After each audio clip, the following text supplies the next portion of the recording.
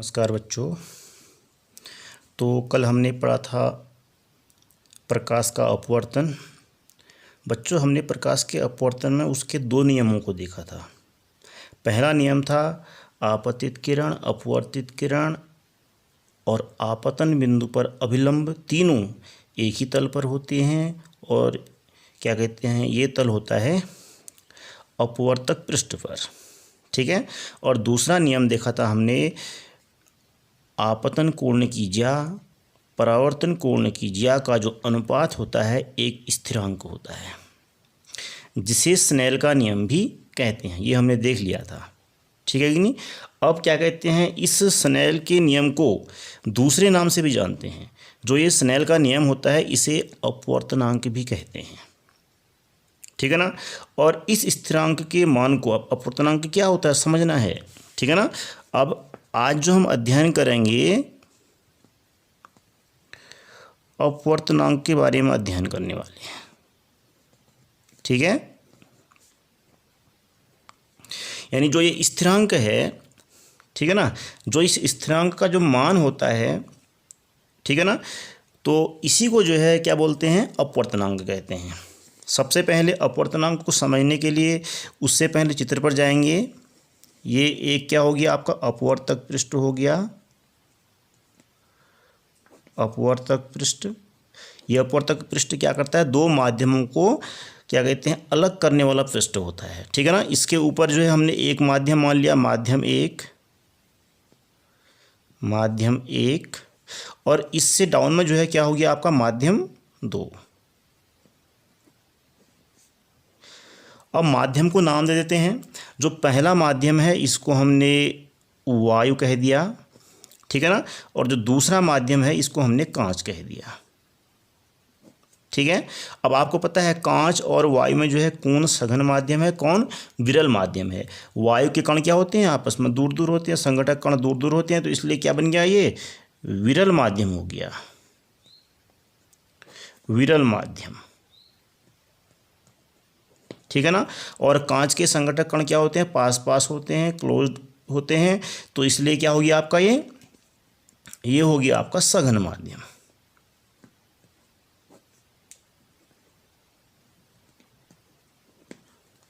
ठीक है बच्चों। अब यहाँ पर देखिए आपकी एक प्रकाश किरण आती है और इस अपवर्तक पृष्ठ के बिंदु O, यानी क्या बोलते हैं इसको, आपतन बिंदु पर पड़ती है। ठीक है। और इस आपतन बिंदु पर एक अभिलंब होता है MM डैश। इस प्रकार से आपका अभिलंब हो गया MM डैश। ठीक है। अब चूंकि क्या कहते हैं, अगर ये समान पृष्ठ होते तो ये प्रकाश किरण जो है क्या होती, सीधे चले जाती इस प्रकार से। इस प्रकार से यहाँ से क्या होती है, आगे बढ़ जाती। आपको पता है अब दोनों माध्यम जो है क्या हैं, अलग अलग माध्यम हैं। ये अपवर्तक पृष्ठ है, इससे ऊपर का माध्यम जो है विरल माध्यम है, और इससे नीचे का पृष्ठ क्या है, क्या जो माध्यम है क्या है, सघन माध्यम है। ठीक है ना। तो ऐसी कंडीशन में आपने पढ़ा था कि जो ये प्रकाश किरण होती है क्या होती है, अविलंब की ओर झुक जाती है इस प्रकार से। यहाँ बिंदु B हो गया। ठीक है ना। और यहाँ पर जो ये कोण है ये, ठीक है ना, ये कोण I है, और यहाँ पर जो ये कोण है ये क्या है आपका R है। अब बच्चों आपको दिख रहा होगा इन क्या कहते हैं, जो ये आपकी प्रकाश किरण थी अगर ये दूसरे माध्यम में जाती तो बिल्कुल ऐसे जाती। चूँकि माध्यम अलग अलग हैं इसलिए क्या होती है, ये अपने मार्ग से क्या हो जाती है, परिवर्तित हो जाती है। ठीक है ना। और इतनी क्या होती है, अविलंब की ओर क्या जाती है, झुक जाती है। इसी को हम क्या बोलते हैं, इसका अपवर्तनांक कहते हैं। इसकी जो माप होती है ये अपवर्तनांक के द्वारा मापी जाती है। ठीक है। इतना समझ में आ गया कि नहीं आ गया। तो अब यहाँ पर ध्यान दीजिए अपवर्तनांक है क्या। ठीक है ना। अपवर्तनांक को समझना है अच्छी तरह से। इसकी परिभाषा देखिए एक बार।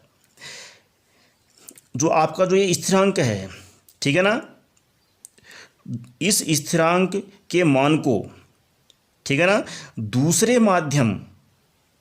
माध्यम का पहले माध्यम के सापेक्ष अपवर्तनांक कहते हैं। जो ये स्थिरांक का जो मान होता है दूसरे माध्यम के सापेक्ष क्या होता है आपका, दूसरे माध्यम के का जो है क्या होता है, पहले माध्यम के सापेक्ष, दूसरे माध्यम का पहले माध्यम के सापेक्ष क्या कहलाता है, ये अपवर्तनांक कहलाता है।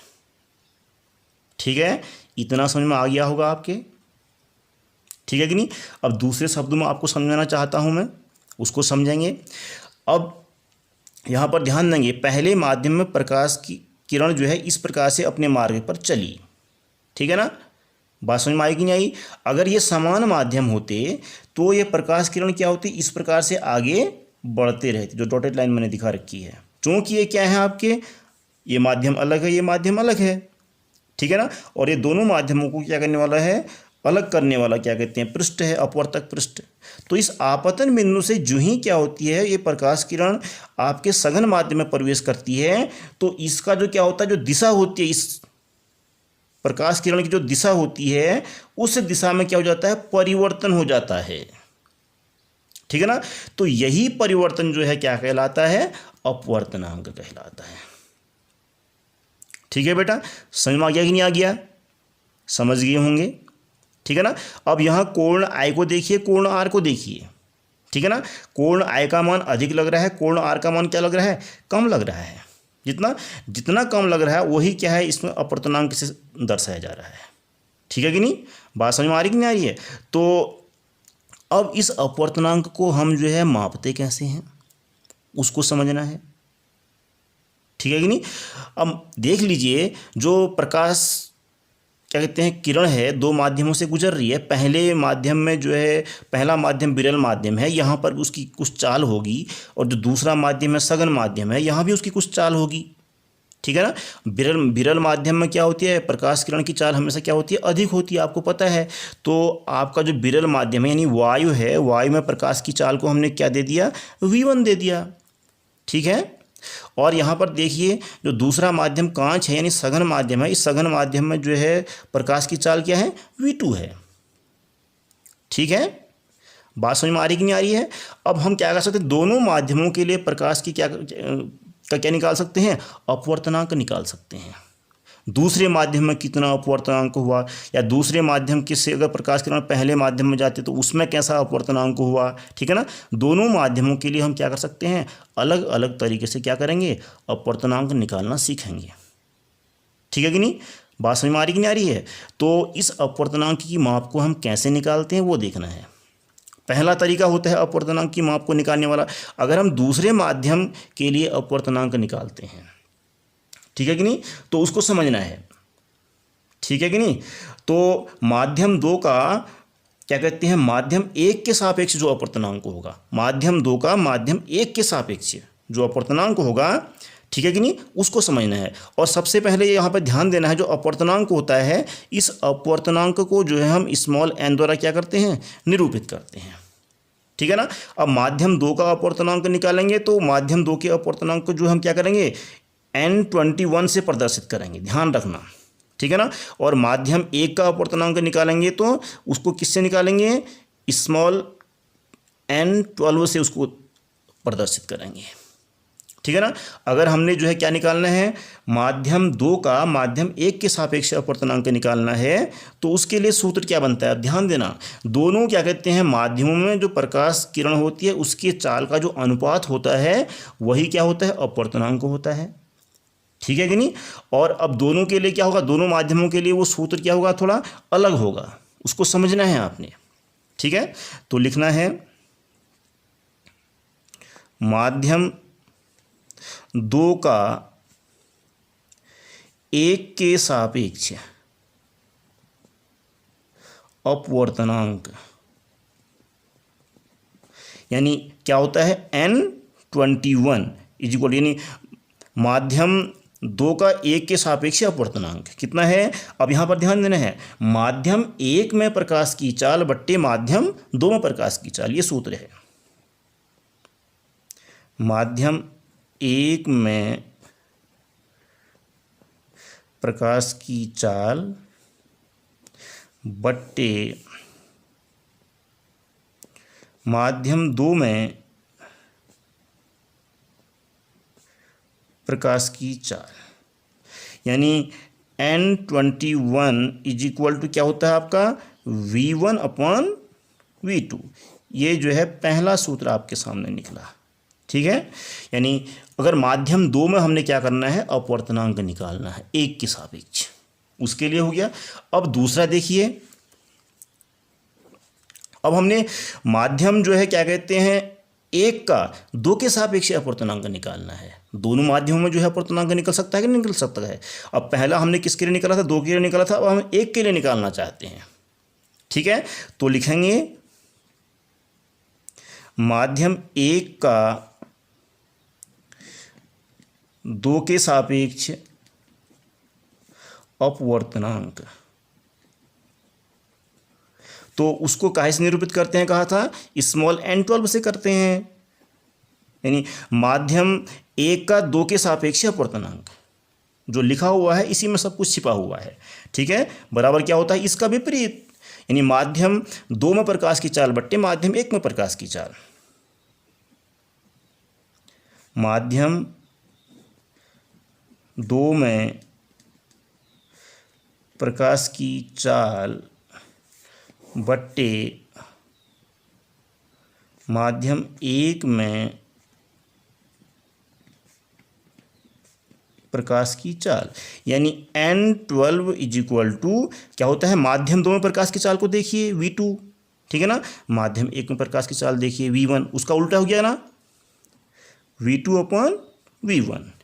ये जो है क्या हो गया आपका, ये जो है दूसरा सूत्र आपके सामने आ गया, ठीक है बेटा। तो इस प्रकार से हम जो है दोनों माध्यमों के लिए क्या कर सकते हैं, उसका अपवर्तनांक ज्ञात कर सकते हैं, ठीक है।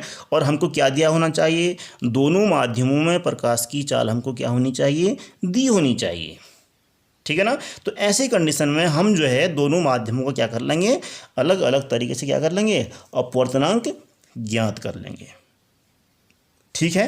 बात समझ में आ गई होगी आपकी। तो अब एक कंडीशन और बनती है, ठीक है कि नहीं। अब 2 माध्यम हैं, 2 माध्यमों से एक माध्यम पता है क्या है, निर्वात है, ठीक है ना। और दूसरा माध्यम कुछ भी दे सकते हैं, दूसरा माध्यम कांच दे सकते हैं, पानी दे सकते हैं, केरोसिन दे सकते हैं, डीजल दे सकते हैं, ठीक है ना, ये चीज़ें दे सकते हैं। और एक माध्यम के बारे में जो है स्पष्ट है कि वो माध्यम क्या है, वायु है, ठीक है कि नहीं।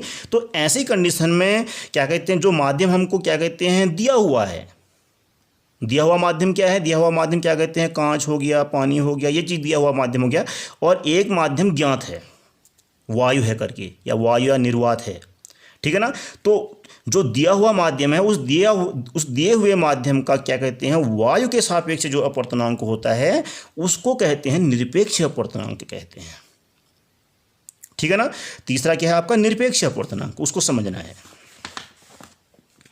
निरपेक्ष अपवर्तनांक,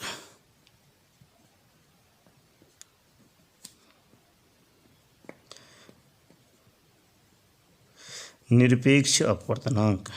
अब निरपेक्ष अपवर्तनांक में एक माध्यम क्या होता है, एक माध्यम वायु या निर्वात होता है, ये कन्फर्म है, निर्वात होता है। और दूसरा माध्यम